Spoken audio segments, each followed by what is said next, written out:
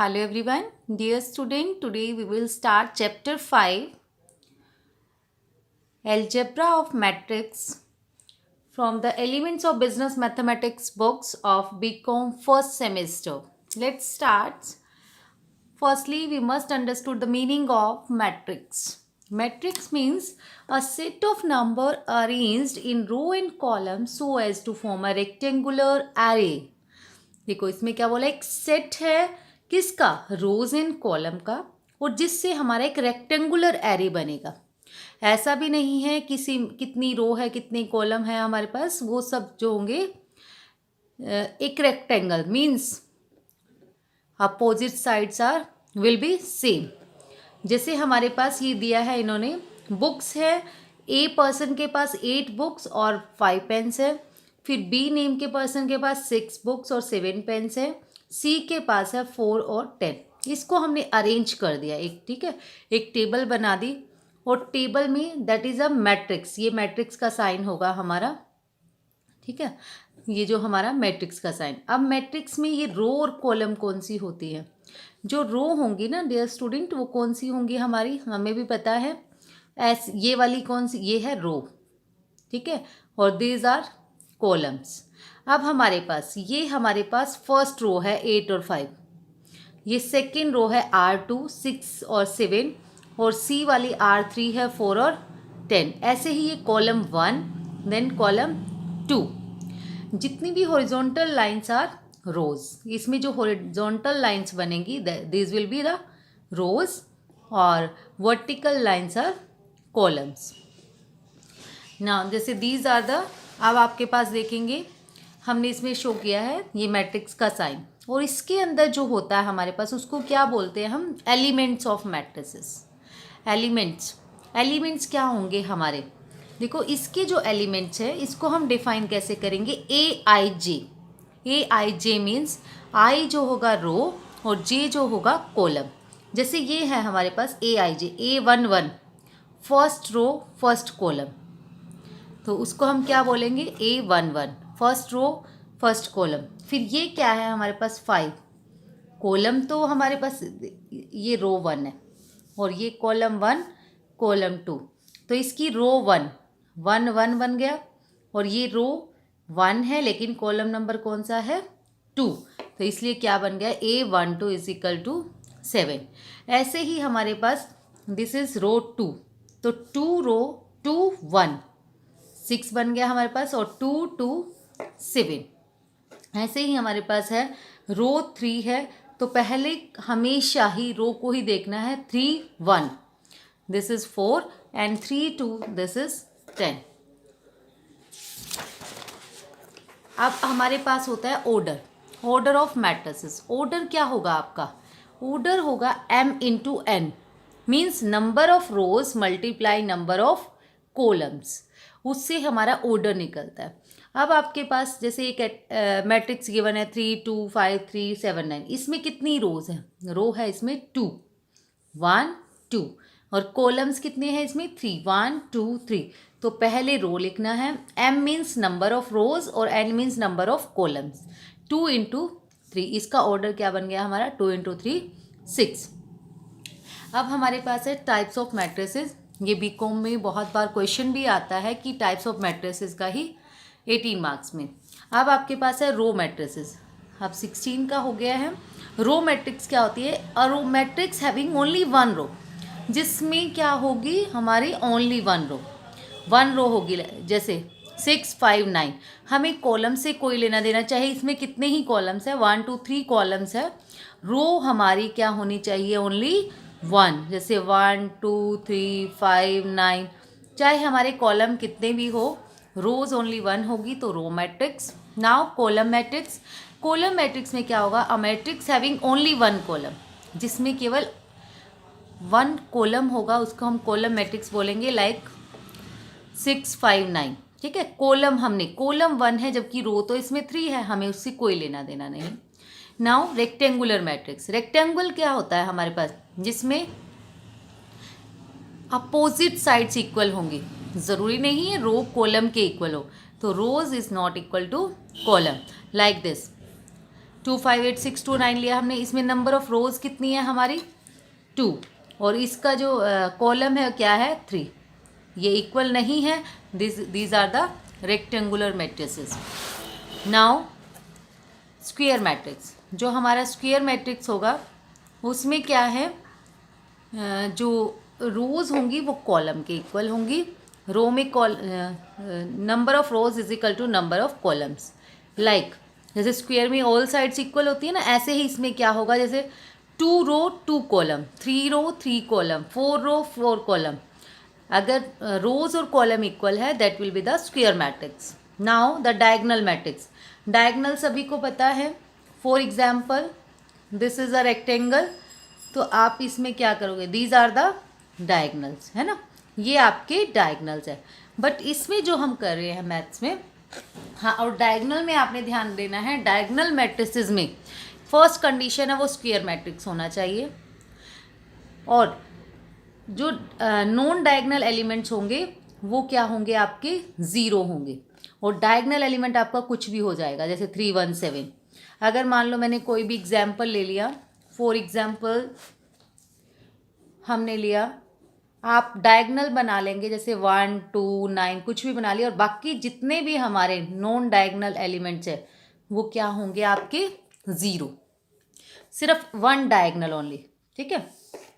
इसमें scalar matrix क्या होगा, स्केलर मैट्रिक्स भी एक डायगोनल मैट्रिक्स ही है, सेम इस तरह से, बट बस उसका जो डायगोनल होगा उसमें क्या होगा, वो सेम होगा, सेम एलिमेंट होंगे, जैसे 2 2 2 5 5 5 9 9 9 8 8 8 कुछ भी ले सकते हैं हम, but all will be the same, in which all diagonal elements are same and non diagonal elements are 0, लेकिन कंडीशन नॉन डायगोनल एलिमेंट की 0 ही है।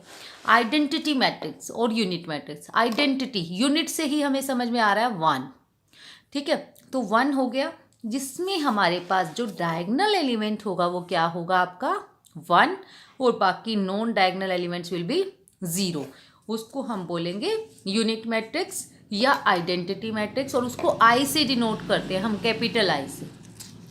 Now the next is triangular matrix, ये मोस्ट इम्पोर्टेंट है आपके लिए। ट्रायंगुलर मैट्रिक्स क्या होगा, इसमें हमारे पास ट्रायंगुलर मैट्रिक्स में 2 टाइप होते हैं, एक तो अपर ट्रायंगुलर मैट्रिक्स और एक होगा आपका लोअर ट्रायंगुलर मैट्रिक्स।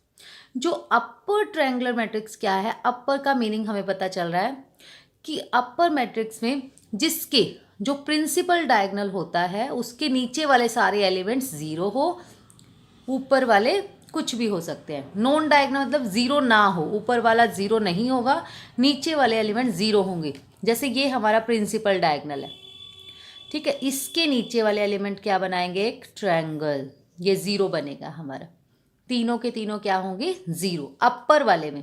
लेकिन जो लोअर ट्रायंगुलर मैट्रिक्स होगा उसमें क्या होगा, लोअर वाले पार्ट में कोई ना कोई एलिमेंट होगा, लाइक दिस, इसमें ये, लेकिन जो ऊपर है हमारे पास, इसमें ऊपर एक ट्रायंगुलर बनेगा 0 मैट्रिक्स के साथ, ठीक है, एक ट्रायंगल बनेगा, in which all element above the principal diagonal are 0, वो 0 है, वो एक ट्रायंगल बना रहे हैं, सो हमने इसका नेम दिया ट्रायंगुलर मैट्रिक्स, ठीक है। इसमें पजल नहीं होना, कई बार पजल हो जाते हैं, जो अपर है, अपर वाले में बिलो वाली 0 होती हैं और बाकी कोई भी एलिमेंट हो सकता है, और लेकिन लोअर वाले में अबव वाला 0 होगा और बाकी कोई भी element. Now the 0 matrix, 0 matrix simple है, जिसमें ऑल एलिमेंट्स विल बी 0, चाहे ये डिपेंड, ये ज़रूरी नहीं है कि वो स्क्वायर मैट्रिक्स ही होना चाहिए, चाहे रो मैट्रिक्स है, कॉलम मैट्रिक्स है, 0 मैट्रिक्स है, स्केलर है, स्केलर में तो ऑलरेडी सेम होते हैं सभी, इसमें जो होंगे सारे के सारे क्या होंगे, सेम होंगे, 0 होंगी सारी की सारी। अब हम एक्सरसाइज स्टार्ट करते हैं। इसने कहा है a matrix has 12 elements, what are the possible order it can have, कि इसमें पॉसिबल ऑर्डर क्या हो सकते हैं। अब 12 एलिमेंट्स है, ठीक है, 12 एलिमेंट्स, जैसे 12 का मीनिंग क्या है, हमने इसमें जो बनाया वो बन रहा है हमारा 12, मल्टीप्लाई करके 12 बन रहा है, वो कैसे हो सकता है, हो सकता है 1 × 12 हो, उसमें 1 रो और 12 कॉलम हो, या हो सकता है 2 रो 6 कॉलम हो, 3 रो 4 कॉलम्स हो, 4 रो 3 कॉलम्स हो, 6 और 2 कॉलम्स हो, 12 और 1 कॉलम हो। ये क्या बनेंगे कि किसकी मल्टीप्लाई करके हमारा 12 आ रहा है, और 1 से शुरू करते जाना है आपने। Now construct 2 into 3 matrix which diagonal elements are given by aij is equal to I plus 2j। देखो सबसे पहले हमें मैट्रिक्स देखनी है, किसकी बनानी है, 2 into 3 की मैट्रिक्स बनानी है आपको। 2 into 3 की मैट्रिक्स का मीनिंग क्या है, 2 रोज 3 कॉलम्स, ठीक है। 2 into 3 m into n, 2 रो 3 कॉलम। तो 2 रो कैसे, हमने 2 रो बना ली और 3 columns, A11 A12 A13 A21 A22 A23, ये उसके एलिमेंट्स हो गए, ठीक है। क्योंकि हमने 2 रो बनाई, रो 1 रो 2, कॉलम 1 कॉलम 2 कॉलम 3, ये बना दिया। पहला बन गया 1 1, फिर 2 1, फिर 1 2, फिर 2 2 1 3 2 3, ठीक है। हमारे ये एलिमेंट्स आ गए। अब एलिमेंट्स आने के बाद तो सिंपल हो जाता है, ए आई जे की वैल्यू हमें ये दे रखी है। फर्स्ट एलिमेंट हम निकालेंगे A11, ठीक है, 1 1। तो आई की वैल्यू क्या है इसमें, आई के प्लेस पर आप 1 पुट करोगे और जे के प्लेस पर भी हम 1 पुट करेंगे, तो हमारा आ गया 3। ऐसे ही हम क्या करेंगे, अब A12 हमने पुट किया, A12 सेकेंड एलिमेंट जो हम निकाल रहे हैं, 1 2 में आई के प्लेस पर 1 पुट करा और जे के प्लेस पर 2 पुट किया, 5 वैल्यू आ गई। ऐसे ही 1 3 में आई के प्लेस पर 1 और 3 जो है आपने जे के प्लेस पर पुट किया, तो आपकी वैल्यू आ गई 7। अब है A21, A21 क्या होगा हमारे पास, आई के प्लेस पर 2 और जे के प्लेस पर 1, 2 2 में आई के प्लेस पर 2 और जे के प्लेस पर भी 2, A23 में आई के प्लेस पर 2 और जे के प्लेस पर 3, आपका आंसर आ गया 8। तो हमारी ये मैट्रिक्स बन गई। अब उसमें लिख के दिखाएंगे आप मैट्रिक्स में, ऐसे 3 5 7 4 6 8, ठीक है। होपफुली समझ में आया होगा सबको। नाउ इसका जो सेकंड पार्ट है, सेकंड पार्ट में उसने बोला है कि construct a 3 into 3 matrix A is equal to this whose elements are given by AIJ। पहले हम मैट्रिक्स बनानी है हमें 3 into 3 की, तो 3 रो 3 कॉलम्स हमने बना लिए, ठीक है। 3 रो बनाई हमने और 3 कॉलम्स। आगे क्या करेंगे आप, अब आप A11 11 निकालना, जैसे 1 1 आप इसमें पुट करोगे, आई के प्लेस पर 1 और जे के प्लेस पर भी 1 पुट करेंगे, फिर 1 2 निकालेंगे, सेम जो पीछे वाले क्वेश्चन में किया, फिर 1 3, ऐसे ही आप पुट करते जाएंगे, आपका आंसर आ जाएगा। Now the third part is construct a 2 into 2 matrix. अब 2 into 2 की है, 2 by 2 में है, आप क्या करेंगे, बना लेंगे 2 रो और 2 कॉलम्स। और अब आपने क्या करना है, b i j is equal to i plus 2j upon 2, same उसी क्वेश्चन की तरह, फर्स्ट पार्ट की तरह। पहले आप 1 1 निकालेंगे, आई के प्लेस पर 1 किया, जे के प्लेस पर भी आप 1 करेंगे, अपॉन में 2 करके सोल्व कर देंगे, स्क्वायर करके उसका। ऐसे ही फिर 1 2 निकालेंगे, फिर 2 1, फिर 2 2। थोड़ा सा क्लैरिफाई और हो जाएगा, फोर्थ पार्ट में देख लीजिए। Construct 2 into 2 matrix C is equal to c i j, where c i j is equal to, अब हमें ये गिवन है। अब 2 into 2 की मैट्रिक्स हमने बना ली, ठीक है, 2 रो और 2 कॉलम्स, ठीक है।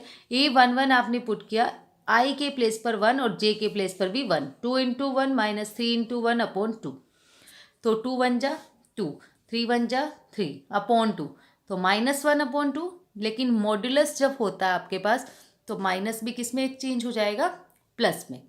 ऐसे ही A12 हमने निकाला, आई के प्लेस पर 1 और जे के प्लेस पर आपने 2 पुट किया, तो आपका आंसर आ गया यहाँ से 2 2 1।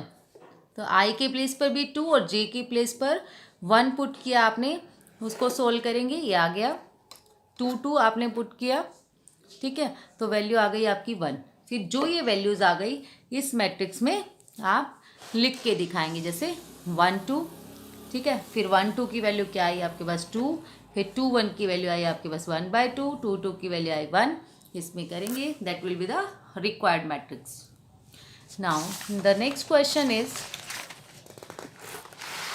Third, find the value of a b c d from the matrix equation. अब देखिए आपके पास 2 इक्वल मैट्रिक्स गिवन है इसमें, A 1 + 3, 2 B - 8, C +1, 4d minus 6 is equal to this. अब आपके पास क्या होते हैं, अगर टू मैट्रिक्स इक्वल गिवन है उसके, तो उसके corresponding elements will be same. Corresponding means क्या होता है कि अगर इसका A11 है तो इसका भी A11 होगा, इसका A12 है तो इसका भी A12 होगा, इसका 21 है तो इसका भी 21, A22 तो इसका भी A22। ठीक है, और हमेशा ना इक्वल मैट्रिक्स ही मिलेगी आपको, इक्वल ऑर्डर की। जैसे ये 2/2 की है, ये भी 2/2 की, ये 2/3 की होती तो ये भी 2/3 की, ये 3/2 की है तो ये भी 3/2 की। अब क्या करेंगे हम, A+3 इज इक्वल टू 0, इसका कोरिस्पॉन्डिंग एलिमेंट ये है, इज इक्वल टू 0, A की वैल्यू -3। अब 2b minus 8 is equal to -6, 2b की वैल्यू आ गई आपके पास -6 + 8, 2 आ गया, b की वैल्यू आ गई 1। अब c + 1 इज इक्वल टू -3, तो c की वैल्यू आ गई। फिर 4d minus 6 is equal to 2d, तो d की भी वैल्यू आ गई आपके पास। बहुत ही इजी क्वेश्चंस हैं, जो मैट्रिक्स चैप्टर है हमारा सबसे इजी चैप्टर है बीकॉम का। Now find the value of x y z if 2x + y x - z x - y x + y + z is equal to this. इसके कोरिस्पॉन्डिंग एलिमेंट हमारे equal matrix के same होते हैं। अब आप क्या करेंगे, 2x + y is equal to 10, x - y is equal to -1, x - z is equal to 2, x + y + z is equal to 8। ये आ गया। अब क्या करेंगे, जैसे देखो x और y फर्स्ट वाले में है और सेकंड वाले में है, हम एलिमिनेशन मेथड लगाएंगे इसमें सॉल्व करने के लिए, या सब्स्टिट्यूशन लगाना है, मल्टीप्लिकेशन लगाना है, जो भी आपको लगाना हो आप लगा सकते हैं, बट मैंने एलिमिनेशन मेथड यूज़ किया है। तो आपका y से y कट हो गया, 3x, x की वैल्यू आ गई 3। अब x की वैल्यू जो 3 आई हमने सेकेंड इक्वेशन में पुट की, इसमें x - y is equal to -1 में, तो y की वैल्यू आ गई आपकी 4। अब जो y की वैल्यू आई है और x की वैल्यू आई है उसको हम पुट कर रहे हैं फोर्थ इक्वेशन में, जो हमारे पास है x + y + z is equal to 8। इससे हमारी क्या होगी, z की वैल्यू भी आ गई। Now the question number 5 is find the value of x, y, z and u which satisfy the matrix equation, कि जो मैट्रिक्स इक्वेशन को सेटिस्फाई करे, मीन्स उसमें पुट करके जो ये वाली वैल्यू आए इसकी। ठीक है, अब आपके पास हमारे कोरिस्पॉन्डिंग एलिमेंट्स इक्वल मैट्रिक्स के सेम होते हैं, तो x + 3 is equal to 0, x + 2y is equal to -7, z - 1 is equal to 3, 4u - 6 is equal to 2u। पहले हमने जैसे इसको लिया तो इसी से x की वैल्यू आ गई, फिर z - 1 इज इक्वल टू 3 से z की वैल्यू आ गई, x + 2y is equal to -7 है, x की वैल्यू हमारी ये आ गई थी, इसमें पुट की, y की वैल्यू आ गई, और 4u - 6 is equal to 2u, इसको इधर ले आए, ये यहाँ आ गया, तो u की वैल्यू से सॉल्व करके क्या आ गई हमारी 3। ऐसे ही हमारी x, y, z, u सबकी वैल्यूज आ गई। Now the sixth question is find the value of a, b, c, d if 2a plus b is equal to 4, a minus 2b is equal to -3, 5c minus d is equal to 11, 4c plus 3d is equal to 24। अब हमने क्या किया, same corresponding elements will be same of the two equal matrix. अब 2a plus b is equal to 4, a minus 2b is equal to -3, 5c minus d is equal to 11, 4c plus 3d is equal to 24। 1 2 3 4 हमने naming they the equation की। अब first और second में को ही हम solve कर सकते हैं, क्योंकि a और b इसमें है वेरिएबल और a और b ही इसमें, बट एलिमिनेशन मेथड जब हम यूज़ कर रहे हैं तो इसमें से कट नहीं होगा, क्योंकि ना ही तो 2a वाला सेम है, ना ही b और 2b सेम है। तो हमने क्या किया, जो फर्स्ट सेकेंड इक्वेशन है उसको 2 से मल्टीप्लाई कर लिया ताकि 2a बन जाए। फर्स्ट वाली equation as it is 2a + b is equal to 4, second equation को 2 से मल्टीप्लाई किया तो ये बन गया 2a - 4b is equal to -6। अब क्या किया हमने, b + 4b 5b और 4 + 6 10, b की वैल्यू आ गई हमारे पास 2। जो 2 आई है b की वैल्यू, उसको फर्स्ट या सेकंड कहीं पर भी पुट कर सकते हैं, मैंने फर्स्ट में पुट की है, तो a की वैल्यू जो आ गई आपकी 1, वो सेम ही आएगी चाहे आप किसी भी इक्वेशन में पुट करें, क्योंकि सेम सेटिस्फाई करती हैं। फिर हम थर्ड और फोर्थ को सोल्व करेंगे। अब थर्ड वाले में इसमें भी सेम नहीं है, 5c, इसमें 4c है, इसमें d है, इसमें 3d है। तो हमने क्या किया, जो थर्ड इक्वेशन है इसको 3 से मल्टीप्लाई कर लिया, तो ये बन गया 3 5 जा 15c minus 3d is equal to 11 3 जा 33। और यहाँ बन गया हमारे पास 4c plus 3d is equal to 24 given है, उससे हमारा ये कट हो गया। 19c is equal to 57, c की वैल्यू आ गई आपकी 3। c की वैल्यू को हमने थर्ड इक्वेशन में पुट किया तो हमारी d की भी वैल्यू आ गई। ऐसे ही हमारा सिंपल्स हमें वैल्यूज फाइंड आउट करनी थी, ये आ गई है।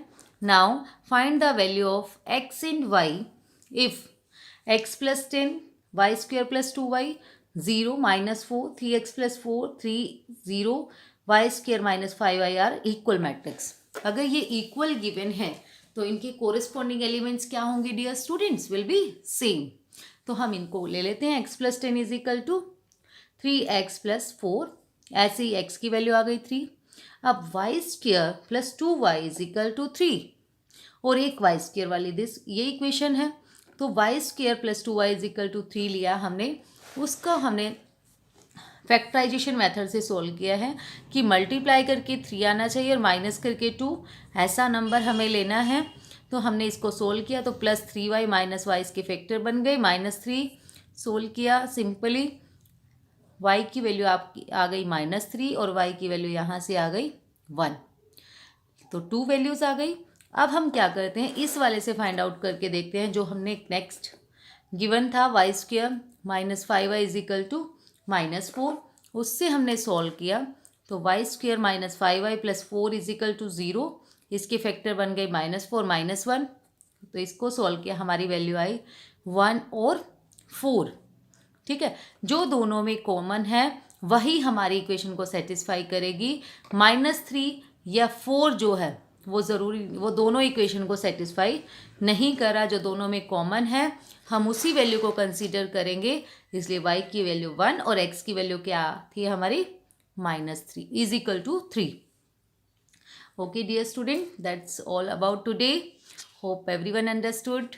अगर किसी को वीडियो अच्छा लगे, समझ में आए तो अपने दोस्तों के साथ भी शेयर करें और चैनल को लाइक शेयर एंड सब्सक्राइब ज़रूर करें। Thank you so much.